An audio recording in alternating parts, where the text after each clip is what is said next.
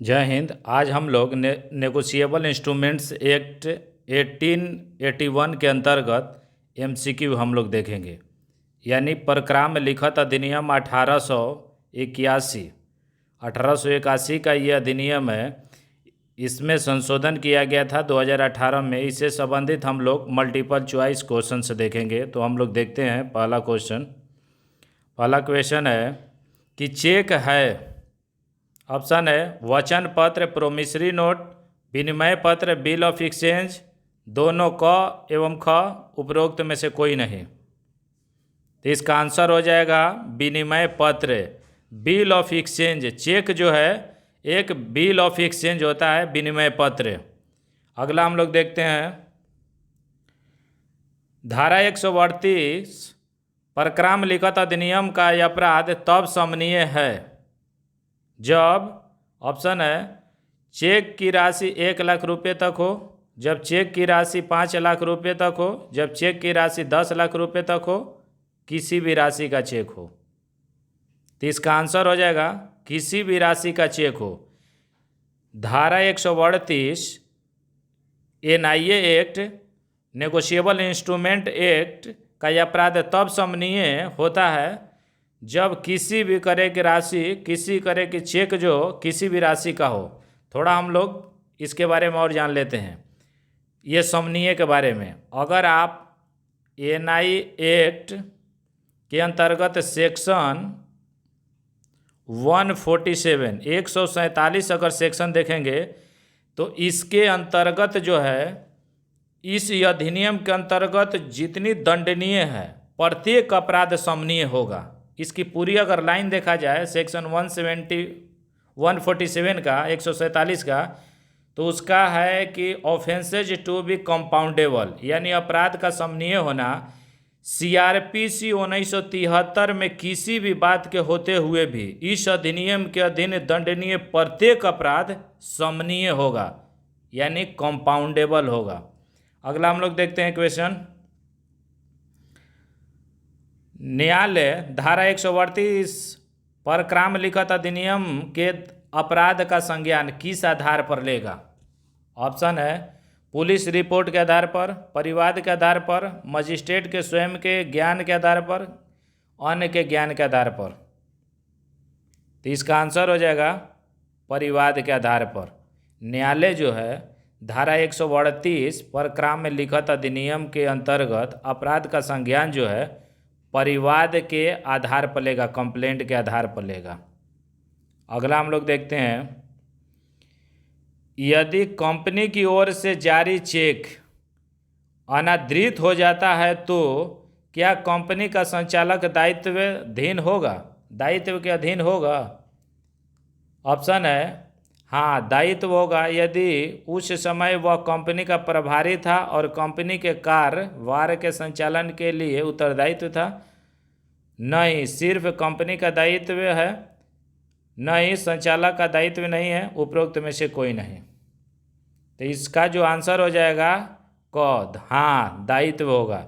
यानी यदि कंपनी की ओर से जारी चेक अनादृत हो जाता है तो कंपनी जो है, कंपनी का संचालक जो है दायित्वाधीन होगा यदि उस समय वह कंपनी का प्रभारी था और कंपनी के कारोबार के संचालन के लिए उत्तरदायित्व था।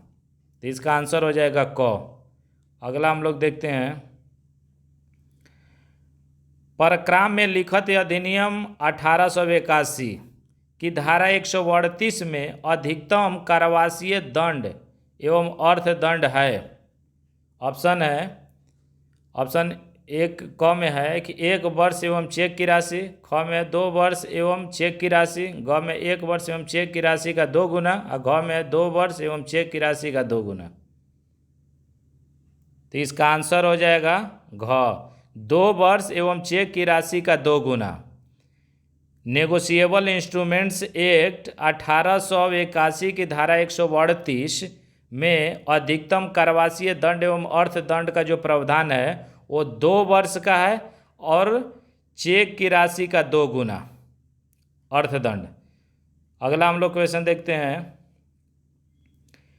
परक्राम लिखित अधिनियम 1881 में 1988 में संशोधन किया गया, जिसमें किससे संबंधित महत्वपूर्ण प्रावधान का समावेश किया गया है। यानी बताना है कि नेगोशिएबल इंस्ट्रूमेंट 1881 का जो है उसमें 1988 में संशोधन किया गया था। तो उसमें कौन से ऑप्शन के अनुसार बताना है कि शामिल किया गया था। ऑप्शन है आसान मोल भाव, चेक का अनादर, बैंक ड्राफ्ट, तय अवधि में धारक के विशेषाधिकार। तो इसका आंसर हो जाएगा चेक का अनादर। चेक का अनादर जो है 1988 में परक्राम लिखित अधिनियम में समावेश किया गया था संशोधन के द्वारा। अगला हम लोग देखते हैं अपूर्ण साधन के बारे में निम्नलिखित में से कौन सा कथन सही है। अपूर्ण साधन के बारे में बताना है। ऑप्शन है यह एक अस्पष्ट साधन है, लिखित साधन है। यह एक अपूर्ण या कोरा परक्राम्य है। यह एक परक्राम्य लिखित साधन नहीं है। यह एक दस्तावेजी विल है। तो इसका आंसर हो जाएगा यह एक अपूर्ण या कोरा परक्राम्य है। अपूर्ण साधन जो है के बारे में सही है कि यह एक अपूर्ण या कोरा परक्राम्य है, नेगोशिएबल है। अगला हम लोग देखते हैं चेक के अनादर के लिए आपराधिक कार्रवाई की शुरुआत करने से पहले अनादर की जानकारी प्राप्त करने के बाद कितने दिनों के भीतर चेक प्राप्तकर्ता यानी पेयी को नोटिस जारी करना होता है। ऑप्शन है 15 दिन, 30 दिन, 90 दिन, नोटिस आवश्यक नहीं। तो इसका आंसर हो जाएगा 30 दिन। यानी चेक के अनादर के लिए आपराधिक कार्रवाई की शुरुआत अगर करना है तो पहले अनादर की जानकारी प्राप्त करने के बाद 30 दिन के भीतर चेक प्राप्तकर्ता को नोटिस जारी करना होता है। अगला हम लोग देखते हैं ए द्वारा निम्नानुसार एक लिखित पर इंस्ट्रूमेंट पर हस्ताक्षर किए जाते हैं कि मांगे जाने पर मैं बी को 10,000 का भुगतान करने का वादा करता हूं। इसे क्या कहा जाता है। ऑप्शन है विनिमय बिल, साधारण नोट, वचन पत्र, चेक। तो इसका आंसर हो जाएगा वचन पत्र, प्रोमिसरी नोट होता है। यानी कि इसमें क्वेश्चन है कि ए द्वारा निम्नानुसार एक लिखित पर हस्ताक्षर किए जाते हैं कि मांगे जाने पर मैं बी को 10,000 का भुगतान करने का वादा करता हूं। इसे जो कहा जाता है वचन पत्र कहा जाता है। अगला हम लोग देखते हैं नियत समय पर धारक कौन है। नियत समय पर धारक कौन है। ऑप्शन है वह व्यक्ति जो अपने जीवन साथी के नाम पर परक्राम लिखित रखता है। ख में है कि वह व्यक्ति जो अपने नाम पर परक्राम लिखित रखता है। वह व्यक्ति जो प्रतिफल के बिना परक्राम लिखित का स्वामी बन जाता है। और घ में है कि वह व्यक्ति जो प्रतिफल के लिए धारक को दे परक्राम। यहाँ प्रतिफल का मतलब है कॉन्ट्रैक्ट एक्ट में जो कंसिडरेशन देखते हैं, और परक्राम का है नेगोशिएबल। तो इसका आंसर हो जाएगा घ। वह व्यक्ति जो प्रतिफल यानी कंसिडरेशन के लिए धारक को दे परक्राम है उसको नियत समय का धारक कहा जाता है। अगला हम लोग देखते हैं इसमें पूरा था कि वह व्यक्ति जो प्रतिफल के लिए धारक को दे परक्राम लिखित नेगोशिएबल का स्वामी बन जाता है। इसका पूरा जो है पूरा सेंटेंस जो है घ ये होगा। अगला हम लोग देखते हैं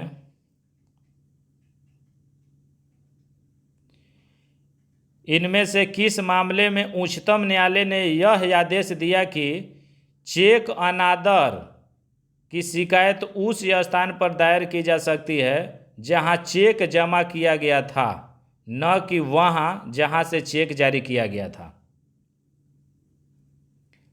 इसका ऑप्शन है AC नारायण बनाम महाराष्ट्र राज्य, ख में है PJ एग्रो बनाम वाटर बेस लिमिटेड, और ग में है bridge stone India private limited बनाम इंद्रपाल सिंह, और घ में है स्टैंडर्ड चार्टर बैंक बनाम महाराष्ट्र राज्य। तो इसका आंसर हो जाएगा Bridgestone India private limited बनाम Indrapal Singh. Bridgestone India private limited बनाम इंद्रपाल सिंह के मामले में जो सुप्रीम कोर्ट है ने यह आदेश दिया कि चेक अनादर का शिकायत उस स्थान पर दायर की जा सकती है जहां चेक जमा किया गया था, न कि वहां जहां से चेक जारी किया गया था। ये काफ़ी महत्वपूर्ण है केस लॉ।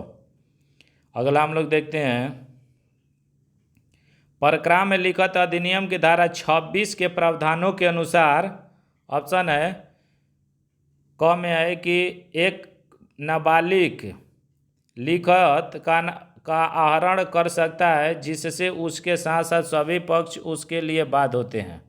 ख में है कि किसी पक्ष को बाध्य करने के लिए एक नाबालिग लिखित का आहरण नहीं कर सकता है। ग में है कि स्वयं को छोड़कर सभी पक्षों को बाध्य करते हुए एक नाबालिग लिखित का आहरण कर सकता है, और घ में है कि एक नाबालिग लिखित की पुष्टि नहीं करेगा। तो इसका आंसर हो जाएगा ग, स्वयं को छोड़कर सभी पक्षों को बाध्य करते हुए एक नाबालिग लिखित इंस्ट्रूमेंट का आहरण कर सकता है, ये सेक्शन 26 के अंतर्गत। अगला हम लोग देखते हैं, एक प्रतिज्ञा पत्र जो परक्राम में नहीं होता है। ऑप्शन है अस्वीकृति की सूचना अनिवार्य है, अस्वीकृति की सूचना आवश्यक नहीं, परक्राम लिखित अधिनियम इस बारे में खामोश है, पुष्टि करता है। तो इसका आंसर हो जाएगा कि अस्वीकृति की सूचना आवश्यक नहीं, यानी एक प्रतिज्ञा पत्र जो होता है परक्राम नहीं होता है। इसका आंसर हो जाएगा अस्वीकृति की सूचना आवश्यक नहीं है, ख इसका आंसर हो जाएगा। अगला हम लोग देखते हैं, परक्राम में लिखित अधिनियम की धारा 100 यानी कि धारा 100 किससे संबंधित है बताना है। ऑप्शन है विरोध, टिप्पण करने से, नोटिस, चार्ज। तो इसका आंसर हो जाएगा क विरोध, प्रोटेस्ट करने से संबंधित है धारा 100। जो नेगोशिएबल इंस्ट्रूमेंट एक्ट है NIA एक्ट का सेक्शन 100 जो है प्रोटेस्ट से संबंधित है। ये काफ़ी महत्वपूर्ण है। हम लोग जल्दी ही इससे संबंधित और वीडियो संक्षिप्त में पूरा नेगोशिएबल इंस्ट्रूमेंट के बारे में देखेंगे। यहाँ पे हम लोग देखते हैं क्वेश्चन नंबर अगला कि परक्राम में लिखित अधिनियम के तहत अपराध ... द्वारा विचारणीय होता है। NI एक्ट के अंतर्गत अपराध किनके द्वारा विचारणीय होता है यहाँ बताना है। ऑप्शन है सत्र न्यायाधीश, court of session, judicial magistrate प्रथम श्रेणी, जुडिशियल मजिस्ट्रेट फर्स्ट क्लास, कार्यपालक मजिस्ट्रेट, एग्जीक्यूटिव मजिस्ट्रेट, और जुडिशियल मजिस्ट्रेट द्वितीय क्लास यानी जुडिशियल मजिस्ट्रेट सेकेंड क्लास। तो इसका आंसर हो जाएगा न्यायिक मजिस्ट्रेट प्रथम श्रेणी JMFC, judicial magistrate first class द्वारा विचारणीय होता है अगर NI एक्ट से संबंधित कोई अपराध है तो उसका विचारणीय ट्रायल जो होता है JMFC द्वारा, जुडिशियल मजिस्ट्रेट फर्स्ट क्लास द्वारा। अगला हम लोग देखते हैं, परक्राम लिखित अधिनियम के अंतर्गत दंडनीय अपराध। ऑप्शन में है कि संज्ञेय एवं समनीय, असंज्ञेय एवं समनीय, संज्ञेय एवं असमनीय, असंज्ञेय एवं असमनीय। तो इसका आंसर हो जाएगा असंज्ञेय एवं समनीय। असंज्ञेय एवं असमनीय होता है। परक्राम लिखित अधिनियम के अंतर्गत जो दंडनीय अपराध होता है वो असंज्ञेय और समनीय होता है, यानी कंपाउंडेबल होता है। Non cognizable. अगला हम लोग देखते हैं, परक्राम लिखत अधिनियम के अंतर्गत अपराध जो है समनीय होने का प्रावधान किस धारा में है? ऑप्शन है धारा 137, धारा 141, धारा 147, धारा 149। तो इसका आंसर हो जाएगा धारा 147। धारा 147 में जो है समनीय होने के बारे में प्रावधान दिया गया है परक्राम लिखत अधिनियम के अंतर्गत अपराध को।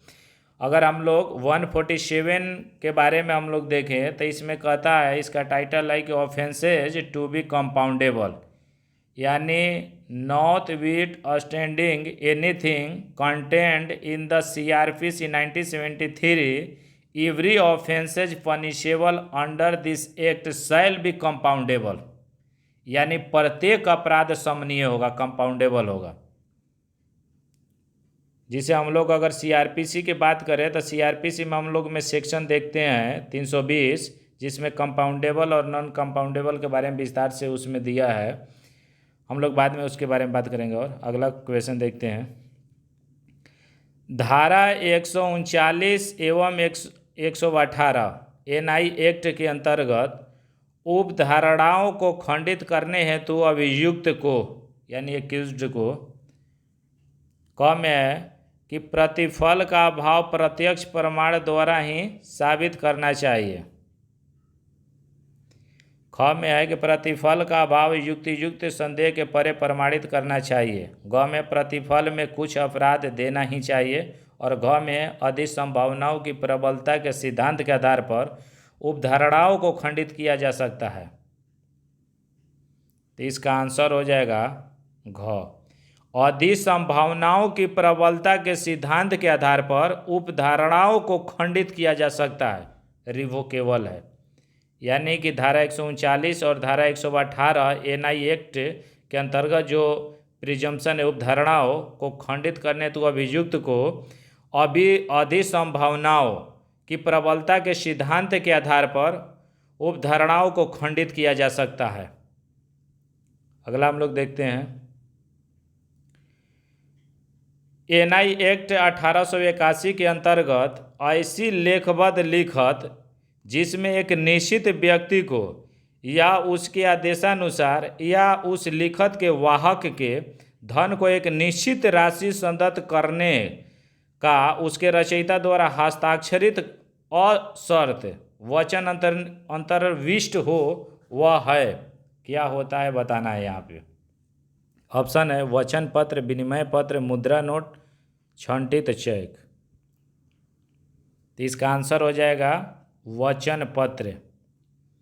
नेगोशिएबल इंस्ट्रूमेंट्स एक्ट 1881 के अंतर्गत ऐसे लेखबद्ध लिखत जिसमें एक निश्चित व्यक्ति को या उसके आदेशानुसार या उस लिखत के वाहक के धन की एक निश्चित राशि संदत्त करने का उसके रचयिता द्वारा हस्ताक्षरित अशर्त वचन अंतर्निहित हो, तो वह जो है वचन पत्र कहलाता है। अगला हम लोग देखते हैं, धारा 143 NI act section 143 negotiable instrument act के अनुसार विचारण का समापन परिवाद प्रस्तुत होने से ... की अवधि में पूरी होनी चाहिए। इसमें बताना है कि जब परिवाद प्रस्तुत कर दिया गया है तो कितने समय के अंतर्गत विचारण को पूरा कर लेना चाहिए। ऑप्शन है 2 माह, 4 माह, 6 माह और 8 माह। तो इसका आंसर होगा 6 मंथ। यानी धारा 143 परक्राम लिखत अधिनियम के अनुसार विचारण का समापन परिवाद प्रस्तुत होने से 6 माह की अवधि में पूरा होना चाहिए। अगला हम लोग क्वेश्चन देखते हैं, परक्राम लिखत अधिनियम की धारा 11 के अंतर्गत एक प्रतिज्ञा पत्र, विनिमय बिल या भारत में तैयार या आहरित किया गया चेक या जो भारत में निवास करने वाले किसी भी व्यक्ति को भुगतान करने के लिए होता है या उसके लिए आहरित किया जाता है वह है। ऑप्शन है अंतर्देशीय लिखत, विदेशी लिखत, परक्राम्य लिखत, पुष्टि। तो इसका आंसर हो जाएगा अंतर्देशीय लिखत। यानी एनआई एक्ट की धारा 11 जो है सेक्शन 11 के अंतर्गत एक प्रतिज्ञा पत्र, विनिमय पत्र या भारत में तैयार या आहरित किया गया चेक या जो भारत में निवास करने वाले किसी भी व्यक्ति को भुगतान करने के लिए होता है या उसके लिए आहरित किया जाता है वह जो है अंतर्देशीय लिखत है। अगला हम लोग देखते हैं, यदि समर्थक अपने नाम का हस्ताक्षर करता है और एक विशेष व्यक्ति को लिखित इंस्ट्रूमेंट में उल्लेख की गई विधि के अनुसार राशि भुगतान करने के लिए दिशा निर्देश जारी करता है तो इस प्रकार की पुष्टि को क्या कहा जाता है? ऑप्शन है रिक्त पुष्टि, पूर्ण पुष्टि, आंशिक पुष्टि, विशिष्ट पुष्टि। तो इसका आंसर हो जाएगा पूर्ण पुष्टि।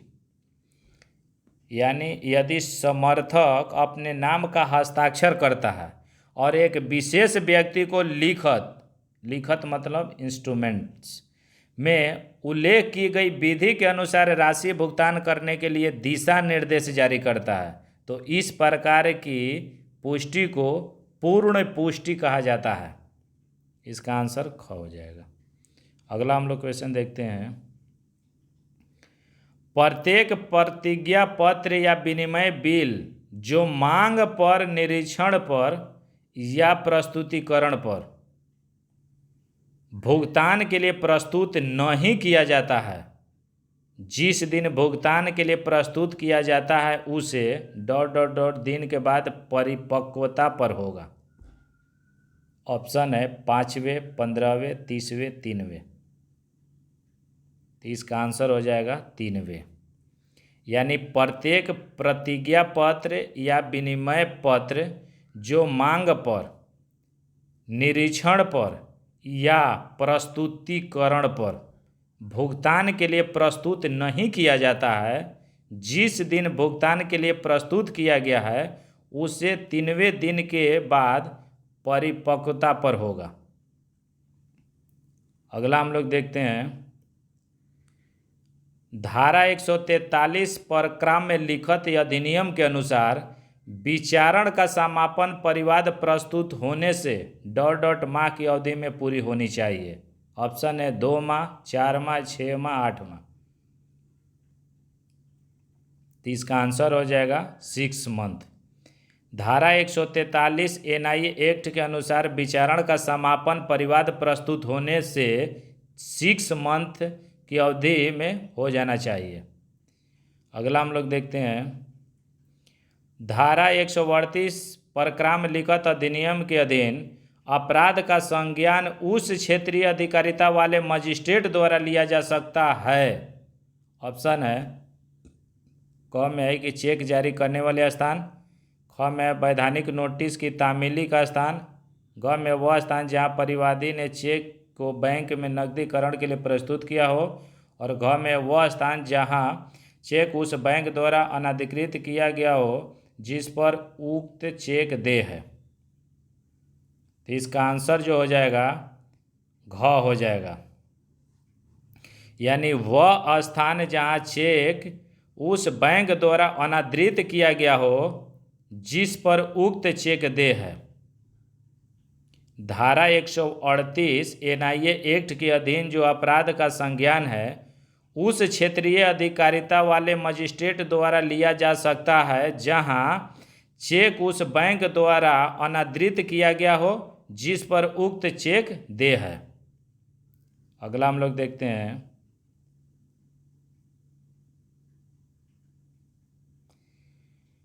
इसमें कह रहा है कि क एक लिखत विलेख पर निम्नानुसार शर्तों पर हस्ताक्षर करता है, इनमें से कौन सा लिखत धारा 4 सेक्शन 4 परक्राम्य लिखत अधिनियम के अंतर्गत वचन पत्र है।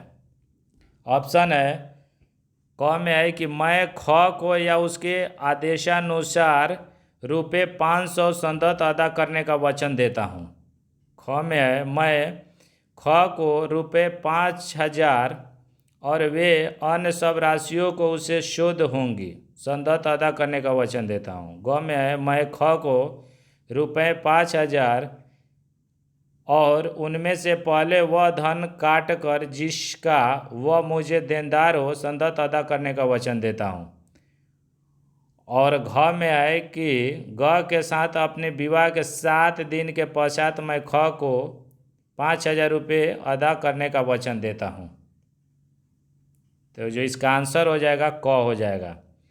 मैं ख को या उसके आदेशानुसार 500 रुपये संदत अदा करने का वचन देता हूँ, यानी क इसका आंसर हो जाएगा। अगला हम लोग देखते हैं, परक्राम लिखत अधिनियम के अंतर्गत अपराध समनीय होने का प्रावधान किस धारा में प्रावधानित किया गया है? सेक्शन 137, 141, 147, 149। तो इसका आंसर हो जाएगा 147। एनआईए एक्ट की सेक्शन 147 में अपराध समनीय होने संबंधित प्रावधान किया गया है। अगला क्वेश्चन हम लोग देखते हैं, परक्राम लिखत अधिनियम के अंतर्गत अपराध ... द्वारा विचारणीय होते हैं? सत्र न्यायाधीश द्वारा, न्यायिक दंडाधिकारी प्रथम श्रेणी द्वारा, कार्यपालक मजिस्ट्रेट द्वारा, न्यायिक दंडाधिकारी द्वितीय द्वारा। तो इसका आंसर हो जाएगा न्यायिक दंडाधिकारी प्रथम श्रेणी द्वारा। अगला हम लोग क्वेश्चन देखते हैं, यहाँ क्वेश्चन समाप्त हुआ। तो फिर हम लोग मिलते हैं अगले वीडियो में। वीडियो कैसा लगा? अगर अच्छा लगा तो आप लाइक सब्सक्राइब कर सकते हैं। धन्यवाद, फिर मिलते हैं।